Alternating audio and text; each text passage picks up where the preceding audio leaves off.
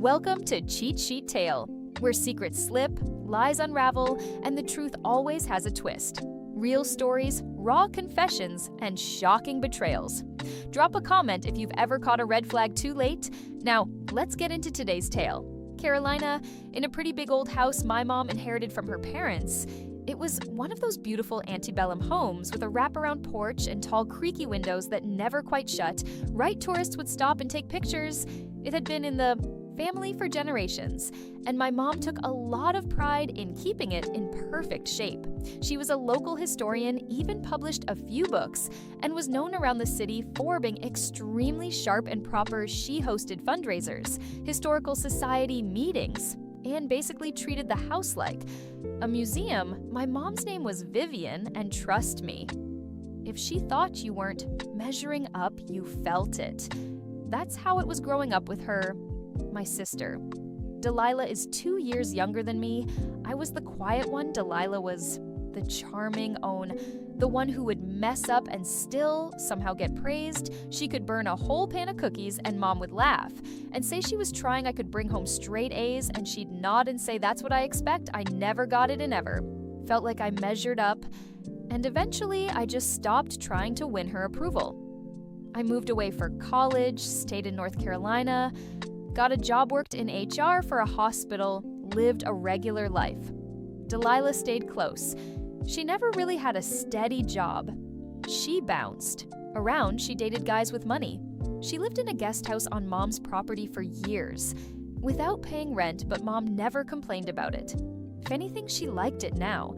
Fast forward to a few months ago, my mom got sick. Nothing fast. It was a slow decline. Some kind of neurological disease. She got forgetful. She started repeating herself. Sometimes she didn't recognize people. She had home nurses helping her, and Delilah handled most of it. Since she was local, I'd visit when I could. I'd call it ride, but it was hard. She was distant.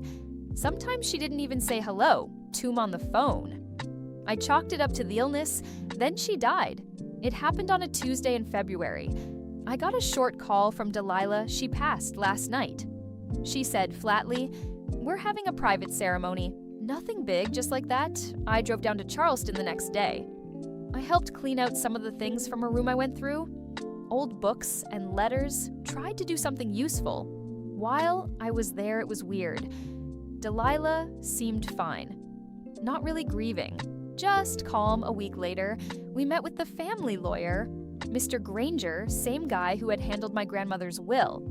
I didn't expect anything dramatic. We weren't a rich family, but I assumed we'd split the house, maybe some savings.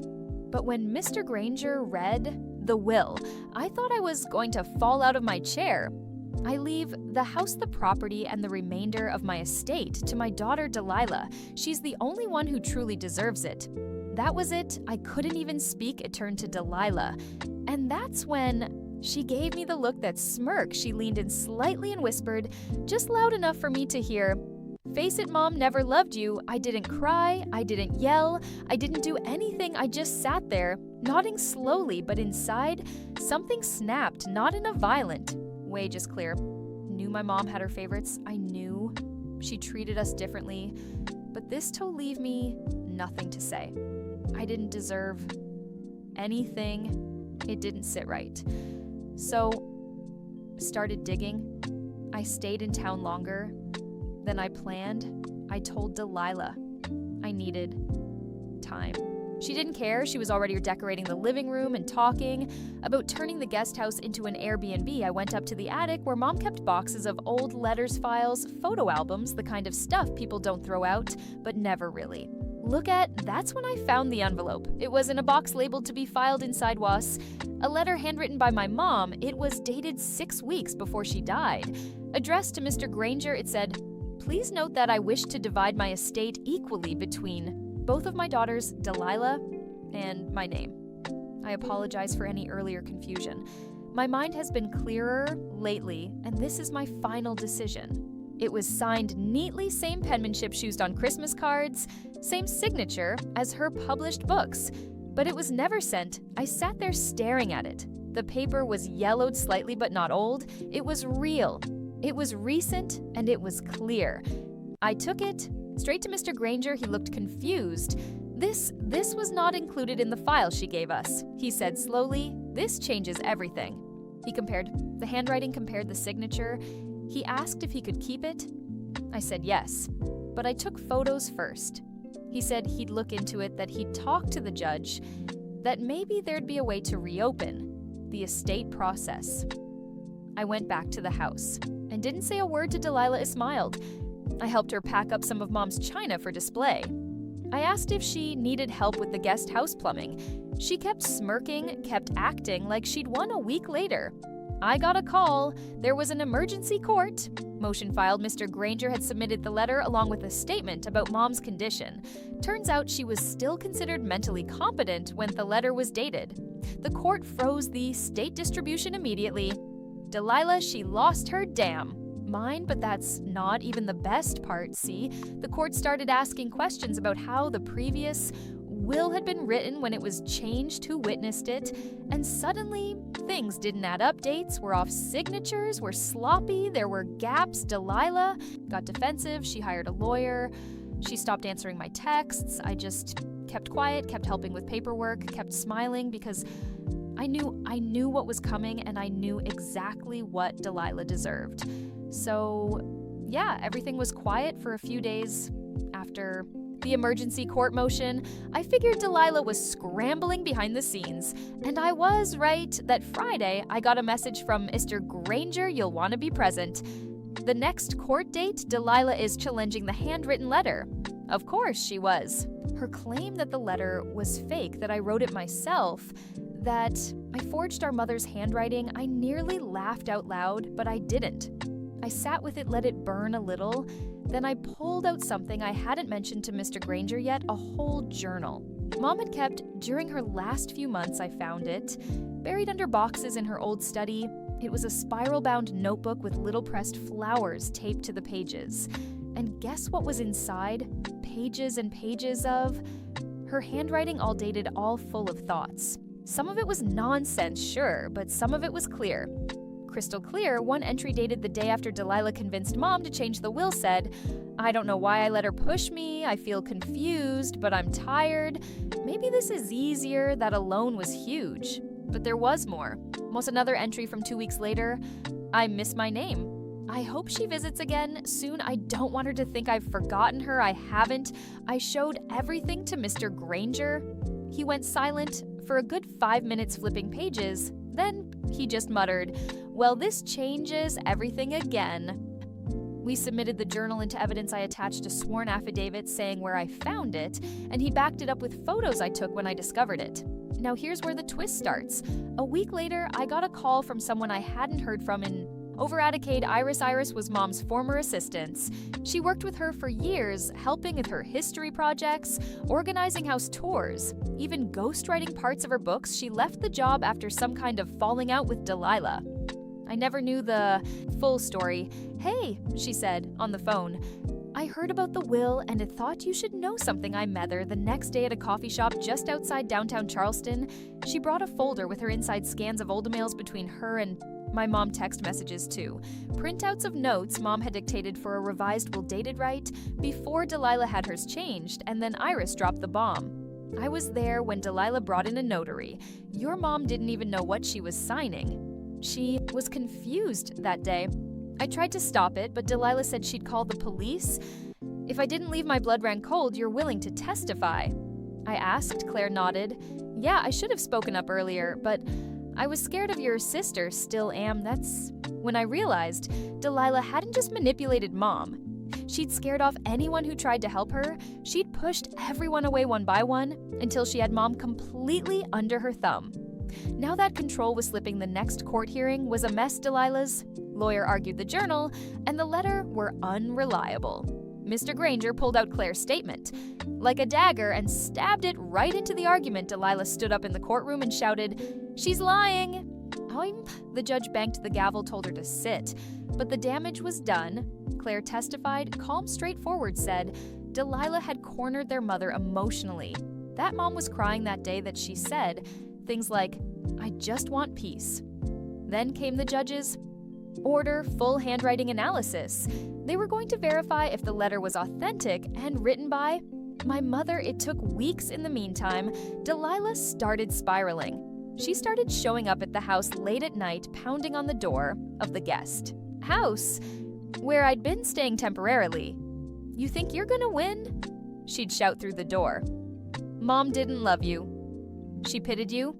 I didn't answer. I never opened the door.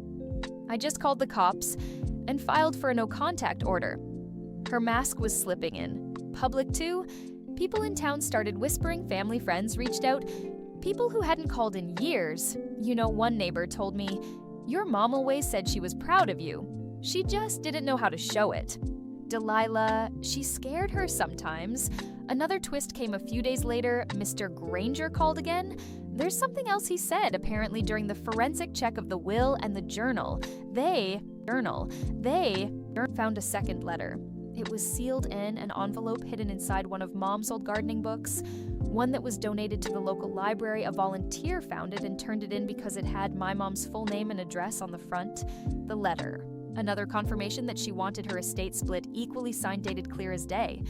Now even the judge looked stunned. Delilah's lawyer asked to delay the next hearing, tried to regroup, tried to claim it was a misunderstanding.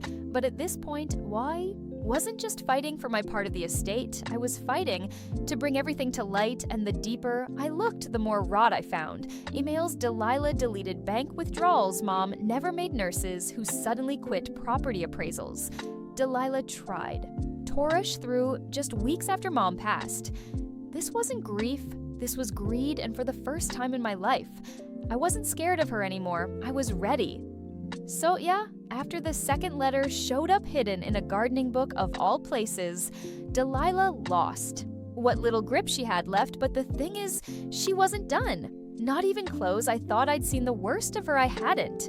Here's what happened next. A few days after the court delayed the hearing, I went back to the main house Mr. Granger had arranged for an official appraiser to come check the property. It was part of the estate process, since now everything was up in the air. I walked around with him, just pointing out stuff, like the restored ceilings, antique fixtures, the little library in the back Mom used as her writing room. That's when I noticed something strange. The rug in the study was slightly off-curled at the edge, like it had been moved in a hurry. Pulled it back underneath was the old floor safe. It hadn't been opened in years. The combo lock was rusty. I remember Mom telling me she used it back when we were kids to keep some special things safe, documents, photo stuff she didn't want lying around. I had no idea it was still there. I didn't know the code, but I knew someone who might. Mr. Hale, Mom's old friend from the Historical Society. He used to help her archive things. I called him. He still remembered the combo because Mom made it into a historical date. I think it was in 1783. He said year the British left Charleston. Boom. It worked inside. The safe were several envelopes all sealed, a few cash bundles. But the one thing that caught my eye was a flash drive taped to yellow Post-it note that just said, "In case she tries anything." My stomach dropped. I took it straight to Mr. Granger. We plugged it in together. The flash drive had 5 videos each. One was at a stamped recording of Mom sitting in her study, talking to the camera. She looked tired, sick, but alert. In the first video, she said, "I'm recording this because I don't feel safe. I'm not sure who I can trust. And I feel like I'm being pushed into decisions I don't want to make." Also, the next one was dated right after she changed the will. Delilah said it would be easier if things were clean, that I should leave everything to her because she's here, but that's not what I want. I love both my daughters. Then came the third video, the darkest one. She took my phone. She won't let me call my name. Think she's watching what I do? Pretended to nap and wrote a new letter. "I'll hide it in the attic if you find." This I tried. That video hit me like a punch in the chest. I had to pause, just sit there and breathe. We submitted everything to the court. Video evidence. A flash drive from inside a locked floor safe. My mom's own voice saying she was manipulated, and you'd think that would have been enough. Case closed, right? Not quite. Because just when the court was preparing to make a final ruling, Delilah disappeared. No joke, her lawyer couldn't reach her. She missed 2 court dates. I drove by the house. Her car was gone. The guest house was locked up. No sign of her. Then things got real weird. I got I'll call. From the credit card company, someone tried to use Mom's old card in Atlanta. Then another call, Mom's safety deposit box had been accessed. Only one other person was authorized to touch it, Delilah, by the time the police got involved. Delilah had, already drained, what little was in Mom's remaining accounts gone. She'd left town possibly using one of her boyfriend's connections. It was now a full investigation fraud, forgery, theft. But even as the cops started hunting her down, another twist dropped into my lap like a brick through glass. I got an anonymous letter in the mail. No return address. Inside was one single Polaroid. It was of Delilah at a hospital room. My mother in a gown asleep, Delilah leaning over her, holding a pen in her hand. In the corner scrolled in tiny handwriting, "Check the notary." We did. Turns out the notary listed on the fraudulent will didn't exist. The signature was a copy job they forged. The notary stamp, every part of Delilah's version of the will, was a lie, and the biggest twist. Iris, the assistant, came forward again, this time with a voicemail Mom left her a month before she died. "If anything happens, please don't let Delilah ruin this family. Don't let her erase my name. She's always been the strong one." That was the moment everything became clear. This wasn't just about money. Delilah didn't want the house. She wanted me erased. She wanted to rewrite the family history so that she was the only one left, the golden daughter, the legacy. And now the whole city knew the truth. But it still wasn't over, because I knew if Delilah was willing to fake legal documents, manipulate a dying woman, threaten a witness, and steal from a bank, she wasn't just going to disappear quietly. I had a feeling she was planning something worse. So yeah, Delilah disappeared. She ran, took whatever she could, and left me sitting in the ruins she made of our family. But if there's one thing I've learned from this whole mess, it's that people like her, they always make mistakes. They can't help it. She made her last one. A month later, I got a call from a lawyer in Savannah, Georgia, said a woman matching Delilah's description tried to sell a family heirloom at an estate dealer down there, an antique brooch that belonged to her great-grandmother. It had your initials. Carved inside the clasp problem was that brooch was listed in Mom's estate inventory, which meant Delilah was now trying to profit from stolen property again. The cops were tipped off.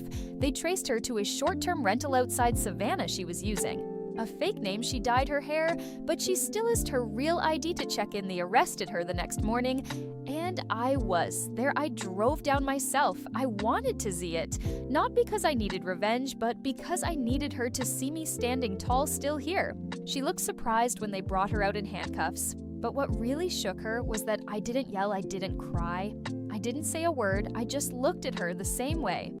She looked at me when she whispered, "Mom never loved you."